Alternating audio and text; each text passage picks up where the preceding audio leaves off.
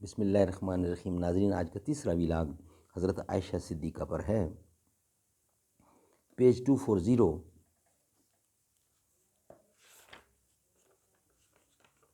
اردو زبان میں سرور عالم صلی اللہ علیہ وسلم کی سیرت پر جامع ترین کتاب سیرت النبی صلی اللہ علیہ وآلہ وسلم۔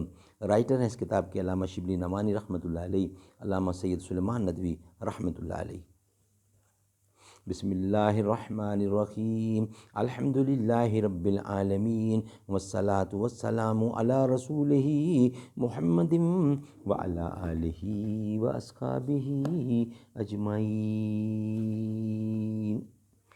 ہر ابتدا سے پہلے، ہر انتہا کے بعد، ذات نبی بلند ہے، ذات خدا کے بعد دنیا میں جتنے بھی لوگ ہیں احترام کے لائق، میں سبھی کو مانتا ہوں مگر مصطفیٰ کے بعد۔ حضرت عائشہ صدیقہ رضی اللہ تعالیٰ کی کروڑوں رحمتیں۔ عائشہ نام تھا، اگرچہ ان سے کوئی اولاد نہیں ہوئی، تاہم اپنے بھانجے عبداللہ بن زبیر کے تعلق سے ام عبداللہ کنیت کرتی تھیں۔ کچھ اس کا بقیہ حصہ ہے وہ ہم پیش کر رہے ہیں۔ آیت حجاب کے شان نزول میں سخت اختلاف ہے۔ ایک روایت تو یہی ہے، دوسری روایت یہ ہے کہ حضرت عمر نے رسول اللہ سے کہا کہ آج کے بعد، یعنی آج کے یہاں نیک و بد ہر قسم کے لوگ یعنی یہاں آتے ہیں، کاش آپ ان کو پردے کا حکم دیتے۔ ابن جریر نے اپنی تفسیر میں مجاہد سے روایت کیا ہے کہ حضور صحابہ کے ساتھ کھانا کھا رہے تھے، حضرت عائشہ بھی شریک طعام تھیں، ایک آدمی کا ہاتھ حضرت عائشہ سے چھو گیا، رسول اللہ کو ناگوار گزرا۔ اس پر یہ آیت حجاب اتری۔ عام طور سے مشہور ہے کہ حضرت زینب کے دعوت ولیمہ میں آیت حجاب نازل ہوئی، چنانچہ صحاح میں یہ واقعہ بہ تفصیل موجود ہے۔ حافظ ابن حجر نے ان روایتوں میں یہ تطبیق بھی دی ہے کہ آیت حجاب کے نزول کے متعدد اسباب تھے، جن میں آخری سبب حضرت زینب کا واقعہ تھا، اور یہ وہی آیت کا شان نزول ہے کیونکہ خود آیت میں واقعہ کی طرف اشارے پائے جاتے ہیں۔ حضرت عائشہ کے حالات اور خصوصاً ان کے علمی کمالات کے لیے انشاءاللہ باقاعدہ ایک ویلاگ ہم بنائیں گے۔ ذکر چل رہا ہے حضرت عائشہ صدیقہ کا۔ عائشہ نام تھا، اگرچہ ان سے کوئی اولاد نہیں تھی، تاہم اپنے بھانجے عبداللہ بن زبیر کے تعلق سے ام عبداللہ کنیت کرتی تھیں۔ ماں کا نام زینب اور ام رومان کنیت تھا۔ بعثت کے 4 برس بعد پیدا ہوئیں۔ سن 10 ہجری میں حضور اکرم کے ساتھ نکاح ہوا۔ اس وقت 6 سالہ تھیں، یعنی 6 سالہ تھیں۔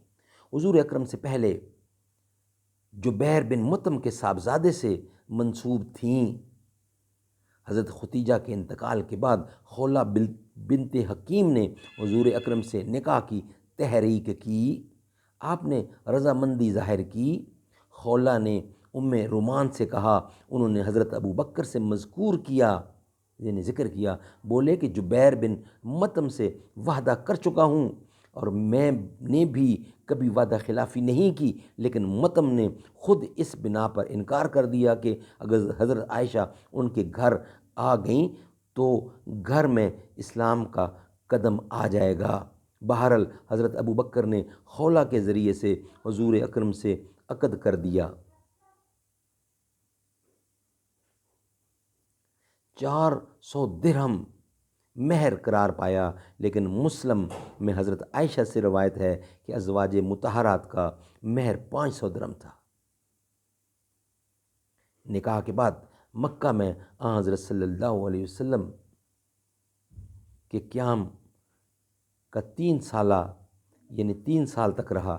ناظرین، اس کو انشاءاللہ دوسرے ویلاگ کا حصہ بنائیں گے، یعنی اگلے ویلاگ نمبر 4 کا حصہ بنائیں گے۔ اس کو یہاں ہی ختم کرتے ہیں، بہت اہم واقعہ ہے، لہذا تاکہ تسلی سے بیان کیا جا سکے، انشاءاللہ حضرت عائشہ کا بقیہ حصہ بیان کریں گے نیکسٹ۔ صدیق اکبر کی ہے تو بیٹی، رسول انور ہیں تیرے شوہر، صدیق اکبر کی ہے تو بیٹی، رسول اکبر ہیں تیرے شوہر، صدیق اکبر کی ہے تو بیٹی، رسول اکبر ہیں تیرے شوہر۔ اے امی عائشہ تیرے مقدر کا تا قیامت نہ کوئی ہمسر، نبی کے گھر کی ہو تم بھی زینت، نبی بھی ہیں تیرے گھر کی زینت، وہ پاک دامن تو پاک دامن، وہ تیری عظمت تو ان کی عظمت، ہو لاکھوں تجھ پہ سلام عائشہ، وہیں کا مرکز تھا تیرا بستر۔ جزاک اللہ۔